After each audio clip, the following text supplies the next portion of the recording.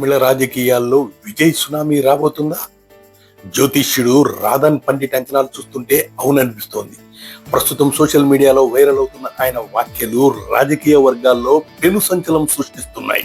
విజయ్ కేవలం గెలవడమే కాదు, ఏకంగా 50% కంటే ఎక్కువ ఓట్ల మెజారిటీతో ముఖ్యమంత్రి పీఠాన్ని అధిరోహిస్తారని జోస్యం చెప్పారు.